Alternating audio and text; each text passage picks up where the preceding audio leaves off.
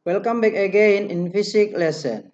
Kali ini kita akan membahas materi kita yaitu pengukuran besaran-besaran fisika.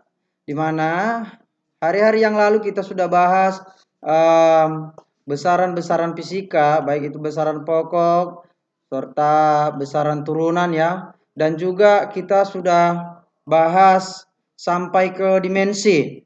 Oke, sekarang kita lanjutkan pengukuran besaran-besaran fisika. Pengukuran, kira-kira apa itu pengukuran? Ya, mungkin kamu sudah sering melakukan yang namanya pengukuran ya. Jadi apa itu definisi dari pengukuran? Oke, dengarkan. Pengukuran adalah proses mengukur suatu besaran menggunakan alat ukur dan satuan besaran tertentu. Menggunakan alat ukur dan satuan besaran tertentu. Iya, contoh kamu mengukur panjang sebuah meja ya. Berarti kamu akan menggunakan yang namanya alat ukur, yaitu alat untuk mengukur panjang itu adalah mister ya. Kemudian proses mengukur sendiri melibatkan aktivitas membandingkan atau menguji ataupun mencoba mengira nilai suatu besaran menggunakan alat ukur terhadap objek yang sedang diukur ya. Jadi ketika kita melakukan pengukuran panjang sebuah meja ya, kita pasti yang namanya melibatkan aktivitas ya, karena mengukur itu adalah salah satu kata kerja. Oke, sekarang kita lanjutkan bagian yang pertama. A. Mengukur besaran panjang. Alat ukur besaran panjang yang biasa digunakan antara lain mistar, roll, pita pengukur, jangka sorong, dan mikrometer skrup ya. Tadi saya sudah sampaikan bahwa alat yang kita gunakan untuk mengukur panjang itu salah satunya adalah mistar ya. Oke, masuk kita yang pertama, mengukur panjang menggunakan jangka sorong. Jangka sorong. Apa itu jangka sorong? Oke, di sini akan kita bahas. Jangka sorong digunakan untuk mengukur panjang benda maksimal 10 cm ya. Maksimal 10 cm. Jadi batas pengukuran dari jangka sorong itu hanya sampai 10 cm. Dengan ketelitian 0,01 cm. Bagian terpenting dari jangka sorong adalah sebagai berikut. Yang pertama, rahang tetap. Rahang tetap memiliki skala panjang yang disebut skala utama. Jadi rahang tetap ini itulah skala utama. Ya. Selain dari rahang tetap, ada juga yang disebut dengan rahang geser atau rahang sorong. Rahang geser memiliki skala pendek yang disebut dengan skala nonius. Ya, skala nonius. Pembagian skala mengakibatkan ketelitian jangka sorong adalah 0,01 sehingga ketidakpastian jangka sorong adalah 0,005. Tahu dari mana ini dapat 0,005 ketidakpastiannya? Ini diambil dari setengah dikali nilai ketelitian. Sementara tadi nilai ketelitiannya adalah 0,001. Jadi 0,01 dikali setengah itu sama dengan 0,005. Oke, sampai di sini. Baik, kita akan melihat apa itu jangka sorong. Seperti ini dia bentuknya jangka sorong ya. Ini adalah gambar dari jangka sorong. Ya, silakan diperhatikan. Ya, jadi inilah dia yang namanya rahang utama atau rahang tetap. Inilah skala utama dan inilah dia skala nonius ya. Nah, iya. Ini rahang geser dan ini adalah rang tetap. Ini skala utama, ini adalah skala nonius. Oke, kita lanjutkan. Perhatikan gambar berikut ini. Iya. Silahkan diperhatikan dulu gambar ini, diteliti dulu, udah. Berarti ini adalah gambar jangka sorong yang sedang mengukur panjang dari sebuah skrup, ya. Diukur berapa panjang skrup. Oke. Kita mau melihat berapa hasil dari pengukuran tersebut. Ya. Bagaimana cara melihat hasil pengukuran dari jangka sorong? Perhatikan berikut ini. Oke, yang pertama, bacaan skala utama yang berdekatan dengan skala nonius. Berarti bacaan skala utama, ini dia skala utama. Ya. Yang berdekatan dengan skala nonius, ini skala nonius. Skala nonius dimulai dari 0 juga, ya. 0. Skala utama ini 0, 0,5, 1. Kita lihat mana yang berdekatan. Yang berdekatan adalah antara 1,1 dengan 1,2. Di sini dia. Ini dia berdekatan. 1, kemudian ini 1,1, 1,2, 1,3, 1,4, 1,5. Sampai di sini 1,5. Berarti yang berdekatan itu adalah antara 1,1 dengan 1,2 di sini. Udah, berarti yang berdekatan itu adalah 1,1 ya, karena tidak sampai dia ke 2, berarti 1,1. Maka hasilnya kita anggap di sini 1,1 ya. Kemudian yang kedua, skala nonius yang berimpit dengan skala utama adalah, oke, perhatikan, skala nonius yang berimpit dengan skala utama. Ini skala utama, kembali saya sampaikan, ini skala utama. Ini adalah skala nonius. Oke, kita perhatikan angka berapa di sini yang berimpit garisnya. Oke, lihat, ini belum. Di sini 6. Iya, di sini. Ini tuh 7. 7 ya, angka 7 yang berimpit. Maka ditulis di sini adalah 7. Bacaan jangka sorong adalah, oke, bacaannya tadi skala utama yang berdekatan itu adalah 1,1. Ditambah dengan yang berimpit tadi angka 7. Angka 7 dikali dengan nilai ketelitian 0,01. Jadi kita kalikan 7 dikali 0,01 sama dengan 0,0007. Udah sampai di sini?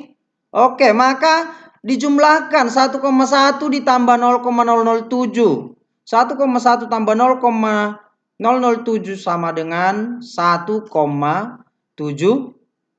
cm. Inilah bacaannya dari hasil pengukuran tadi ya. Ini dia pengukurannya. Inilah bacaannya. Kemudian pengukurannya yang dilaporkan adalah sebagai berikut. Pengukuran yang dilaporkan dalam jangka sorong itu adalah ini tadi 1,17. 1,17 dikalikan dengan 100. 1,17 ditambahkan dengan 01 di belakang koma. Ini diambil jadi 2 di belakang 3 di belakang koma. 1,17 itu sama dengan 1,170 ya. Kemudian ditambah kurang lebih nilai ketidakpastian. Berapa tadi nilai ketidakpastian? Iya, 0,005 dimasukkan. 0,005. Inilah yang dilaporkan hasil pengukuran. Tapi pembacaannya dalam pengukuran tadi 1,17 cm. Oke, sampai di sini paham? Oke, mungkin sudah sangat paham ya. Oke, kita lanjutkan. Yang kedua, mengukur panjang dengan menggunakan mikrometer sekrup. Ya. Mikrometer sekrup digunakan untuk mengukur panjang benda maksimum 25 mm. Berarti kalau untuk mengukur benda yang lebih kecil lagi, ya, skalanya yang lebih kecil lagi, maka yang digunakan adalah mikrometer sekrup. Yang tadi untuk jangka sorong itu sama dengan maksimal 10 cm. Ini sudah 25 mili, ya. Oke. Apa itu mikrometer sekrup? Perhatikan. Mikrometer sekrup memiliki dua skala, yaitu skala utama dan skala nonius. Hampir sama ya. Hampir sama, hanya saja skala noniusnya di sini adalah skala putar. Sementara untuk jangka sorong tadi adalah skala geser. Oke. Skala nonius biasanya terdiri atas 50 skala. Ketelitian mikrometer sekrup adalah 0,01, sama ya. Sama ketelitiannya. Hanya saja tadi sentimeter ini milimeter. 0,01 milimeter. Jadi ketidakpastiannya 0,005, sama ya. Hasil ketidakpastian dikalikan dengan hasil ketelitian dikalikan setengah, itulah nilai ketidakpastiannya. Oke, sampai di sini. Oke, kita lihat bagaimana gambar dari jangka sorong. Jangka sorong mikrometer sekrup, maaf. Iya, ini dia. Inilah gambar dari mikrometer sekrup, ya. Mikrometer sekrup. Jadi inilah dia skala utama. Ya. Inilah dia skala utama dan inilah skala putar. Skala putar. Tadi skala putar ataupun skala noniusnya terdiri dari 50, ya. Oke.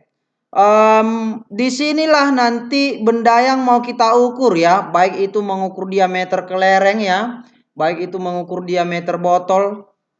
Disinilah dia. Di sini kita masukkan, baru kita putar dari sini. Inilah gigi putarnya.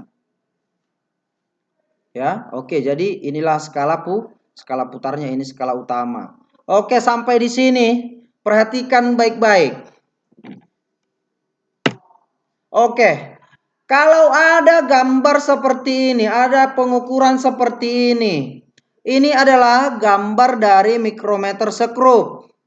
Yang mana inilah skala utama dan ini adalah skala putar. Kalau seperti ini, bagaimana hasil pengukurannya ini? Oke, perhatikan. Cara pembacaan pengukuran pada mikrometer sekrup. Yang pertama, bacaan skala utama yang berdekatan dengan topi selubung luar. Perhatikan. Mana itu? Ini skala utama yang berdekatan dengan topi selubung luar. Ini dia. Oke, yang berdekatan dengan ini berarti angka 5 ya.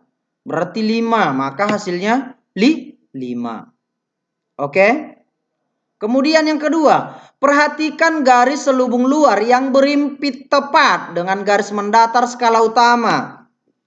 Iya, garis selubung luar ini yang berimpit tepat dengan garis skala utama. Oke, berarti ini ini ya, ini berarti ini 40, 41, 42. Berarti hasilnya 42. Ini. Maka bacaan untuk mikrometer sekrup adalah ini tadi 5 ya. Hasil yang pertama yang A yang berdekatan dengan tepi selubung yang di skala utama 5 ditambah dengan 42 ya. Ini yang ada pada skala nonius. Ini 42 yang berimpit tepat pada angka 42 ya. Iya, jadi hasilnya itu ditambahkan 5 mm ditambah 42 dikali ketelitian. Ketelitian tadi 0,01 dikalikan dengan 42 sama dengan 0,42. Maka dijumlahkan 5 dikali 0,42 sama dengan 5,42. Maaf, ini salah ya. Ini 5,42 ini. 5 ditambah 0,42 sama dengan 5,42. Jadi pengukuran mikrometer sekrup yang dilaporkan adalah 5,42 ditambah ketidakpastian. Oke, sampai di sinilah penjelasan yang bisa saya jelaskan. Semoga penjelasan yang saya sampaikan bisa bermanfaat dan bisa kamu pahami. Oke, setelah ini ada lagi pengukuran besaran massa. Mengukur besaran massa suatu benda dapat menggunakan neraca atau timbangan. Ada neraca sama lengan, ada neraca pegas, ada juga neraca digital, dan lain sebagainya. Kemudian itulah yang digunakan untuk mengukur besaran massa. Kita lanjut untuk mengukur besaran waktu. Untuk mengukur besaran waktu yang biasa digunakan adalah jam. Ini yang biasa kita gunakan. Dan stopwatch. Ya. Iya, stopwatch ada 2 jenis, yaitu stopwatch pegas dan stopwatch digital ataupun elektronik. Oke, inilah yang bisa saya sampaikan penjelasan untuk saat ini. Semoga kamu bisa memahami dan mengerti apa yang saya sampaikan. Di sini ada soal atau tugas yang harus kamu kerjakan ya. Jadi ini ada satu soal ya. Di sini adalah gambar dari mikrometer sekrup ya. Jadi diminta berapakah hasil pengukurannya, berapakah panjang yang diukur apabila hasilnya seperti ini digambar ya, seperti yang tadi ya.